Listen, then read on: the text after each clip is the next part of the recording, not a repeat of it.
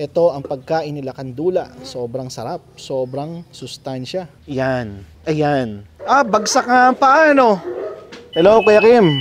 Kuya, may mga nagtatanong kasi sa akin kung paano daw mag-alaga ng tuta. Malaki ang mayambag sa paglaki ng maganda ng tuta mo ay ito. Kailangan nila ng magandang diet.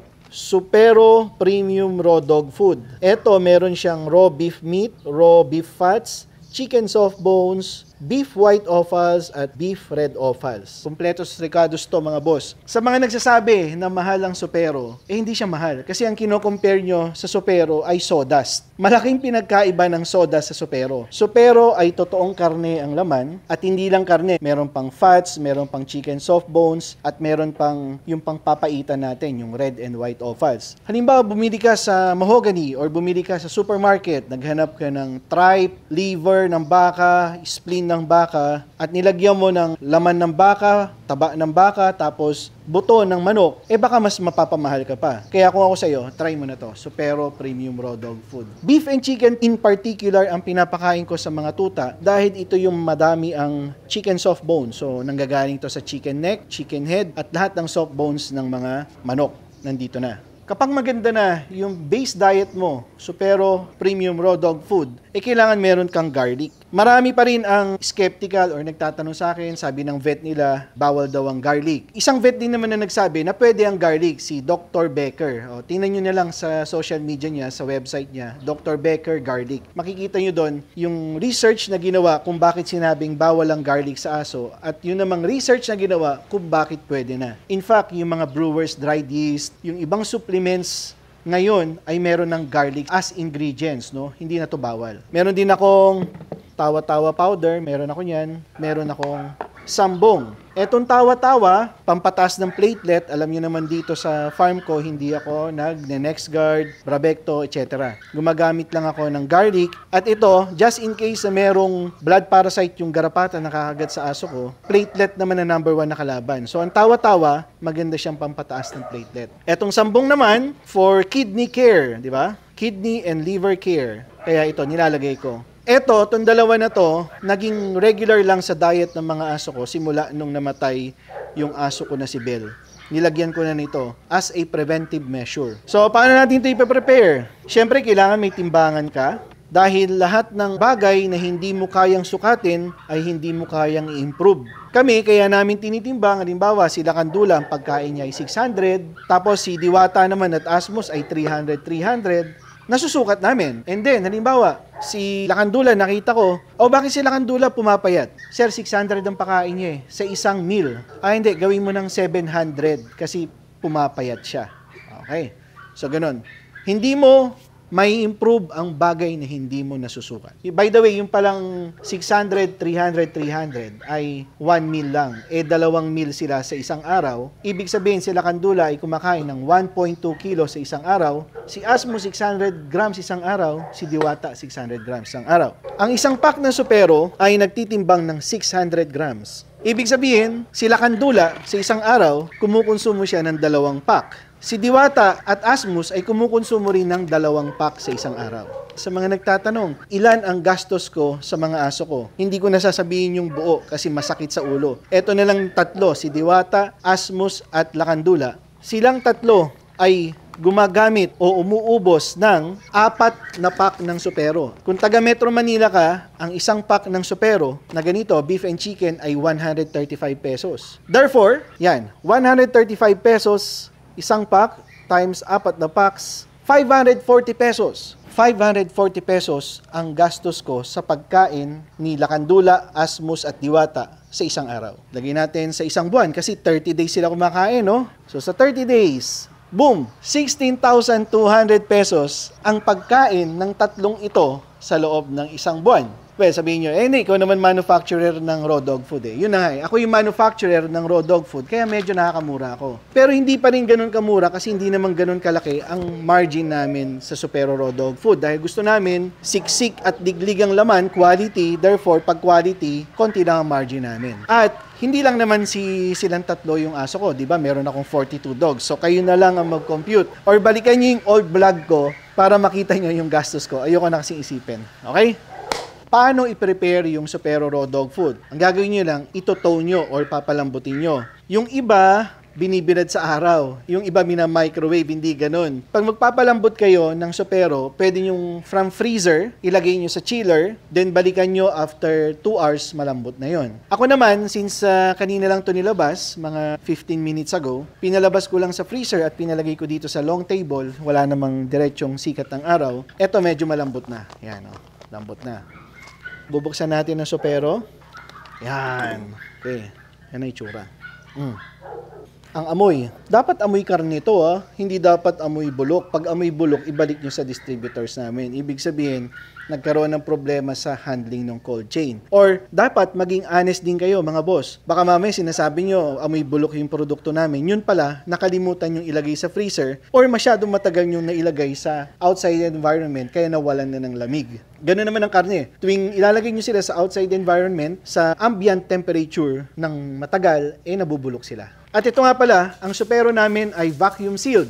Okay? Pag vacuum sealed, mas mabagal yung propagation or yung multiplication ng bacteria sa karne. Frozen pa siya, kaya ligtas tayo sa bacteria. At the same time, ang karne na ginagamit namin sa Supero ay NMIS and BAI accredited. Ibig sabihin, hindi ako putyo-putyo na kung saan-saan lang kumukuha ng karne. At talagang garantisado na pagkain ng tao ang karne. So isang pack nito ay 600 grams. Ilalagay natin lahat. Ayan. Yun. Sa irin nyo to, mga boss, tong laman ng isang plastic. Eto, nakikita nyo yung liquid na to. Yan, liquid na yan. Hindi yan tubig. Baka kala nyo, nandadaya kami, tapos nilalagyan namin ng tubig. Hindi ganun. Yan ay meat juice. Search nyo myoglobin. Lumalabas yan sa karne at sa laman loob. Okay? Sasama nyo yan. Yung iba nandidiri dyan. Pero ako hindi ako nandidiri. Nasaid na natin yung laman ng isang pack ng Supero. At dito ay, ilang balong? Ito mo nga. Ay, teka lang. Nalagyan yan. 610. 610? 605. Okay, 605 grams. So, medyo sumobra. Then, nilalagay natin sa bowl ni Lakandula. Ito ang pagkain ni Lakandula. Sobrang sarap. Sobrang sustansya. Pangmalakasan. Yan, yung mga juice na yan, lagay mo dyan. Okay? Ito naman. Kay Diwata at kay Asmus. Lahat ng liquid, sama nyo. Kasama yan sa binibili nyo, mga boss. Okay natin dyan. Okay, so ito na. Ayan, tinamulit long. 600 grams. Okay, 600 grams. Hahatiin natin to sa dalawa. Kay Diwata at kay Asmus. Tingnan nyo yung consistency ng Supero. Meron siyang mga fiber, no? Pag sodas yan, hindi ganyan. Ayan, no? May mga fiber. Ang sodas, ang makikita mo lang dyan, pinong-pino na... Pinong-pino. Hindi kagaya nitong Supero na may consistency siya. Right, tagay mo dyan. Kasi sila Lakandula.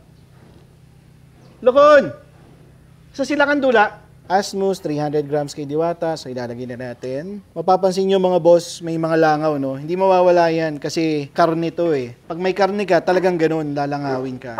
Ang maganda lang doon, wag mo papatagalin yung langaw. Kailangan hindi matagal na dumapo dito para hindi itlogan ng mga langaw yung pagkain nila. Okay? So, ito, papakain naman na natin eh. Ito yung tawa-tawa, isang scoop. Lagay mo dyan. Eto mga boss, wala namang overdose sa ganito, no, sa mga herbal. Kaya gusto ko natural. Yun, walang overdose. Psst. Psst. Ay. Psst. Psst. Kaya marami pa kaming kakainin bigas dito sa mga to. Kasi triggered pa sila eh. Shh. Hindi pa nila alam yung rules sa table. First time namin ginawa to. Okay, sunod ay itong sambong. Right? Tagay natin, ganun din. Isang scoop. Okay? Pagkatapos yan ay last ingredient natin ay ang mighty bawang. Okay, lagyan na. Budburan lang natin ng konti. Hindi karami. Anong edad kami nagsisimula ng bawang? 1.5 months sila dumating sa akin. So 1.5 months old, nakabawang na sila. Pag mga breeding namin, 21 days old, may bawang na rin yung pagkain. Tara, papakainin na natin. Una, dapat mawala yung excitement. Ayoko nang dumadamba sila. Masyado silang excited. Okay. Okay. Diffuse. Hintayin natin silang kumalma. Kasi excited sila dun sa scent, excited silang kumain. Medyo nag-mellow na sila. Kailangan yung scent ninyo nandun sa pagkain ng aso. Ibig ko sabihin yung kamay na yan, merong may iwan niya na scent dun sa loob. Kailangan yan, yung scent ninyo nandyan, nasa pagkain. para yung aso, habang kinakain nila yung pagkain ng aso, parang ikaw yung kinakain nila. Ibig sabihin, para nare-remind sila kung sino ang boss amo. Yan. Kaya pansin nyo, pag laging yung pinapakain yung mga aso nyo, bumabait sila sa inyo. O, di ba? Ganun yun. Kasi yung scent ninyo, nandun sa kinakain. So, kailangan lang, baka ang ginagawa nyo, kinukutsara nyo, tapos tinatakal nyo, hindi sumasayad yung kamay nyo dun sa pagkain. Kahit kibol yan. Dapat di ganun. Dapat nga, dakmay nyo yung pagkain dun sa sako at ilagay nyo dun sa bowl. Ganun yun. Okay, so yan. Nalamas na natin yung supero at yung ibang mga ingredients. Lakandula muna. Unahin natin.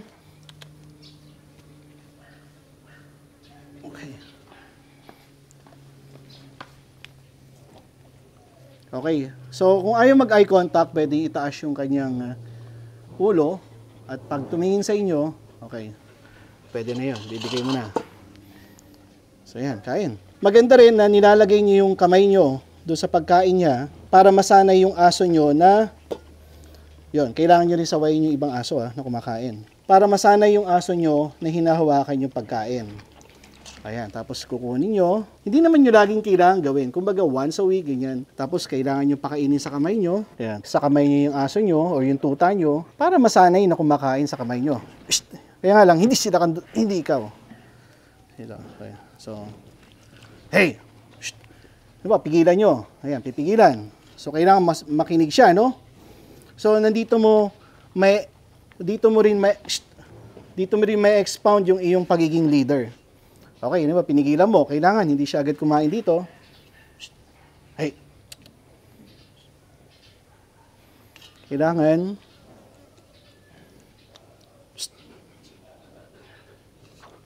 Paupuin mo ulit. Okay, para kumalma siya. Then, kailangan tumingin sa sayo. Good. Then, ibigay mo ulit. Pagkabigay mo, ganun ulit. Ang exercise, ilagay mo yung kamay mo. Yan. Yan, ganyan. Lagay mo. Then, pwede mo ulit kunin. Alright. Exercise lang naman to, hindi mo lagi kailangan gawin. Eh! Yun, kailangan, di ba, mapipigilan mo siyang ganyan. Kasi may ibang aso, pag kinuha mo, wala na. Talagang aawayin ka na. Dapat at early age, nasasanay. No? Kasi pag itong, halimbawa, sila ka na nagkaroon ng food aggression, wala na. Kahit si Cesar Millan, di niya kaya to. Pag nagka-food aggression to. Paupuin mo. Good. Then, pakainin mo.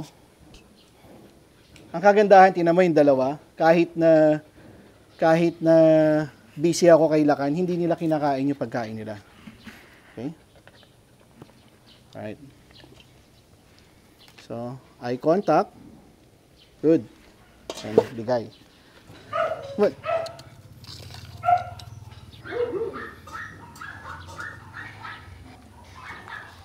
Magkahiwalay kayo, dito ka. Yan. O yan, ganun din sa dalawa. Kay Diwata at kay Asmus, kailangan nyo hawakan yung pagkain. Ayan. Right?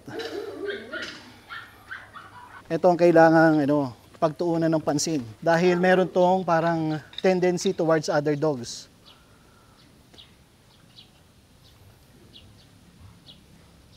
Ang bilis matapos ni Asmus, oh.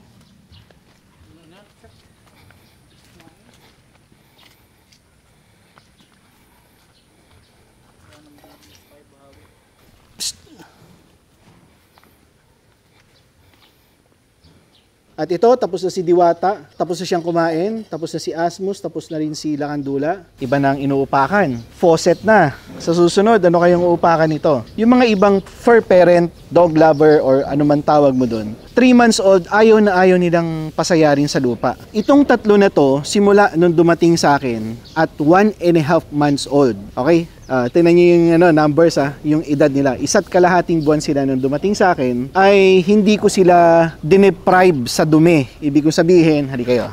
Lakan, hali ka. Sa mga followers ng Supero, naalala nyo na pinahabol ko to sa mga tao ko. Pinagawa ko dahil gusto ko sila Lakan. Alright. Okay, gusto ko si Lakan, Asmus at Diwata ay masanay agad sa konkretong flooring. Ayaw ko muna silang dalhin sa lupa that time, nung 1.5 months old sila, dahil masyadong harsh ang lupa para sa akin. Pero sa ibang bansa, alam nyo, mas mga hindi sila sensitive. Kung minsan talaga, ang mga tuta nila ay pinapanganak sa lupa at nananatili sa lupa buong buhay nila. Pero ako medyo conservative pa rin ako. Semento. Sa semento ko sila unang pinatapak. Pagkatapos nung pangalawang vaccine, sinimulan ko na silang ilagay dito. Dito sila naglalaro tuwing umaga. Mahalaga na umaga sila maglaro dahil yung sikat ng araw ay maganda tuwing umaga. Hindi masakit sa balat, hindi sila madaling mapagod. Sa mga followers ulit ng Supero, alam nyo na sila Kandula, itong malaking mama na to, nung dumating sa akin ay hindi ganito ang paa. May nag-comment pa nga na yung paa nila Kandula ay weak or mahina dahil etong part na to bumababa at yung likod na paa niya ay mahina din, pumipiki. Pero ito na sila Kandula ngayon, di ba? Tingnan nyo, papatakbuhin natin. Ayan, tingnan nyo kung gaano kaastigin yan. Oh. Hindi weak yung pastern, di ba? Yung unahang paa, yung pastern. Ito, sa ibang aso, tong part na to, nakabagsak lahat yan, nakabagsak. Nakabagsak na ganun. Pagka ganun, ang tawag doon, weak pastern. Tapos yung aso mo, maglalakad ganun. Parang umaapir sa lupa. Tapos para siyang kengkoy maglakad, okay? Pero sila Kandula, hindi ganun. Ito naman si Diwata, tinan nyo ang paa. Ang ganda, di ba? Parang si Lakandula din. Ang kagandahan naman na nakuha ko, si Diwata at si Asmus na mas maaga, mabilis kong mapapaganda yung katawan nila. Kung ang katawan nila, tignan nyo, parang si Pangarap, oh. Lean. Hindi siya taba, muscle yan. Ganun kami mag-alaga. Kailangan muscles at hindi taba. Pag ang aso na kagaya ni Lakan ay hindi tama ang pag-aalaga, babagsak ang paa, pangit tingnan. At pag bumagsak ang paa niya, dadalhin na niya yon habang buhay, hindi mo na makokorek yun. Para maiwasan yon, dapat tuwing umaga ay papaarawan nyo yung mga tuta nyo. Hindi lang basta paaraw, dapat nagagamit nila yung buto nila, dapat yan ay pinapatakbo nyo, tapos hinahayaan nyo silang maglaro kagaya ng mga tono. Ngayon hapon na pero naglalaro pa rin sila dahil ang mga tuta ko dito sa Supero, 2 beses siya lumalabas, sa umaga at sa hapon. So pag nakapaglaro na yan, ang mangyari dahil nai-stretch yung kanilang katawan, yung mga muscles nila ay nagbe-break. Pag nagbe-break yung muscles sila, yung protein na pinapakain mo sa kanila, yung protina, sa amin, yung Supero raw dog food na pinapakain namin sa kanila, maganda ang protina ay ma-absorb ng muscles kasi nag-break yung muscles, papasok ang protein, then gaganda ang katawan ng aso mo. Ingat na ingat ka, ayaw mong madumihan, ayaw mong nasa lupa, ayaw mong mabasa ng ulan. Sila pa yung madalas magkasakit at mamatay. Ayaw ko nun. Kaya ako, tinan nyo, yung mga aso ko, ganyan lagi ang ginagawa niya, naglalaro. Kahit ulan ng ulan dito sa Amadeo, kahit basa ang lupa, pinapalaro ko sila. Iniiwasan ko lang ang palaka. Pwede natin, Tidish. Ikaw, Asmus, ha? Siga-siga ka, ha? Okay. Hello, Kuya Kim. Kuya. Kuya. Kailan mo dadalhin yung kanggal? Tawagan ko sa'yo, Nanang. Sige. Ano ba itsura ng paa? Siguro pag sobrang pagod na yan, nakatupi na tupi talaga. Tuping-tupi, yung parang lumalapat sa lupa? Pero pang umaga gising, nakatayo naman siya. 3 buwan na no? 3 buwan na. Ano na yun 3 buwan, 4 araw yata, o 3 araw. Sige. Tingnan natin kung kakayanin pa, di ba? Siguro, maluwak doon sa'yo Kuya. Yun nga, kasi si Lakandula, ang ganda ng paa ngayon Oo, kasi dagi doon sa'yo open yung patakbo Kaya naisip ko, sabihin ko sa'yo, daring na lang ako doon. Hindi pa kulin yung mga bayari. Dalhin mo na lang dito, ano? Sige Kuya, daringhin ko. Okay. Sige, thank you Kuya. Thank you. Bye-bye. Okay. Meron tayong asong kukunin. Bagsak nga ang paa, ano? Bagsak ang paa. Hindi purong Supero pakain ito, no? Hinahaluan niya, no? Hinahaluan niya yung pagkain, no? Manok. Manok? Kasi yung pupo, hindi masyadong black, Okay, sige, baba natin. Asan si Rodel? Maria, lagay mo na yung Supero doon. Gusto mo makita yung sa akin? Kanggal ko? Papakita ko sa'yo. Tawagin mo si Rodel. Ilabas mo si Lakandula. Hindi mo alam kumuha ko? Hindi mo nakikita? Ha? Hindi ka wala kami doon sa biyahe. Hindi ka nanonood ng vlog ko. Wala pa naman? Ha? Hindi pa naman ako nakakaano? Sa inyo? Sa Miro? Ano to? Labas nga si ano, si Russia, di follower eh. Palapa natin to. O, ayan yung akin. O, tingnan mo naman kung gano'ng katikas yan, o. Tayo yung pa. O. Kapatid yata yan. Kapatid nga nung sa inyo. O. O, yan yung akin. Ganyan ba yon? Ganyan ba yung paa nun? Nakahiga yung paa nun? Bait yan, o. Delikado yan. Delikado yan. Hindi matapang. Ito, hindi naman to. Oh? Okay, ano mo na, balik mo na. Di ba, nakita mo yung paa niya, na? Katayo. Nakatayo. Ayun, tingnan nyo. Oo, tingnan mo. Tuwid na tuwid. Okay, dito. Lagay mo na dito.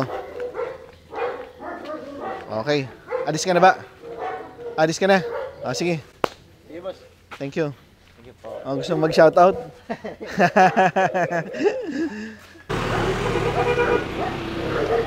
Meron kaming bagong border, isang Kangal, kapatid to ni Lakan. Ang problema nga lang kasi, kaya dinala dito ni Kuya, yung aking kaibigan na Chinese, ay yung kasing paa daw nito, flat foot. Humihingi siya ng tulong, baka pwede, bibili siya ng supero sa akin, tapos, kumbaga, parang boarding, babayaran niya kami ng just amount, sabihin natin just amount, para gumanda ang paa nitong Kangal na to. Titignan natin kung gaano ba ka-flat yung paa niya. Ayan, nakikita niyo yung paa. Makikita niyo yung difference nung paa ni Lakan. Umaamoy pa. Malaki rin, ano? Ayan, kita niyo. Kamukha din lang ni Lakan. Hindi ka. Papakabait ka sa akin, ha? Hindi pwedeng matapang dito. Ha?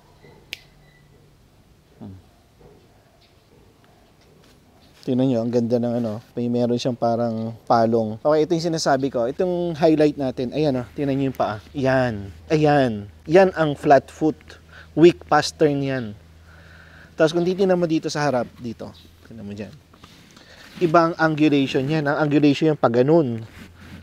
Pag ganun. Piki. Pag ganun. Weak yan. Tapos ang likod, ito, ganun din. Weak. Yan, hindi yan takot, talagang weak yan. Yung ganyan. Palakarin natin. Naku, tingnan nyo kung paano maglakad, oh. Talagang flat na flat, oh. Ang program natin kay Kim ang pangalan niya, dahil nandito siya sa akin, Kim. Una, hindi mo na siya makikihalubilo dun sa mga aso ko. For biosecurity purposes yun. Kahit na alam natin na maingat din yung kaibigan ko sa mga aso niya, syempre iba pa rin yung environment niya sa environment namin. Kapag nagbago na yung pupo, kasi hindi purong supero may halong iba yung pagkain ni Kim Pag naka-adjust na sa purong supero at nakita ko na medyo okay naman talaga itong aso na to, that's the time na iahalo natin siya sa pack. At least kay Lakan, tsaka yung mga tuta ko. Okay, Kim. Ito pa yung isang problema dito, no? Sa mga mag-aalaga ng giant dogs, no? Sundan niyo yung protocol namin. Kung maganda yung environment mo, exercise, okay. Kung yun namang nutrition, yung pagkain ng aso mo, pangit, hindi mo pa rin ma-achieve yung full potential ng aso. Lalo na pag puppy yan, pag tuta, doon mo dapat bombahin yan. Tama yung pagpapalaki mo, maganda yung environment, then maganda yung protocol, then maganda yung nutrition. Pag maganda lahat yun, at nag-fail pa rin yung iyong tuta, halimbawa, naging ganyan pa rin ang itsura, ang problema na doon ay genetics na yon. Okay? Ngayon, kung halimbawang maganda ang genetics mo, nag-fail ka sa nutrition, ganito mangyayari sa'yo. Flat foot, ganyan. Ngayon, kung halimbawang maganda ang genetics, maganda ang nutrition, maganda ang protocol, sila kan ang magiging itsura ng aso nyo. Okay? So ito, sabi ko kay Kim, yung may-ari nito, hindi ako nangangako na maayos natin, but bata pa naman siya, may possibility na maayos. Kaya antabayanan natin. Okay? Ito si Kim. Kim the Kangal. Okay? Ito mga boss, no, isa pa, no. Sabi ko ayusin natin tong aso na to by yun nga, nutrition and protocol. Yung protocol na yun, yung exercise, etc. Ngayon, nakikita nyo yan, 'di ba? Ang ganda, no? Parang ano bang tawag diyan? Parang eskwala na yung paa niya. Eto mga to, hindi mo pwedeng pakainin ng pakainin. Diba, papatabain mo? Hindi pwede yun. Kasi pag pinataba mo yan, yung paa na yan, malambot pa kasi yung buto niyan eh. Sa lambot ng buto niyan, tapos pinataba mo pa yung aso mo, pag tumanda yung buto, kung ano yung angulation niya na yun, kung yun na yung titigas na yung buto eh. Pag tumigas na yung buto, wala na. Hindi mo na mahahabol. Eto bata pa, kaya may pag-asa pa. Isang panibagong pagsubok na naman sa buhay ng aso ang dumating sa supero ngayong araw. Isang kaibigan ang humingi ng tulong sa atin na atin namang pinagbigyan. Sana ay magawa naming maayos si Kim, isang kanggal. At sa mga followers ng supero, sabay-sabay tayong matuto at subaybayan ang pagbabago kay Kim. Yun lang po sa ngayon at isang magandang araw at maraming salamat sa panunood mga boss amo.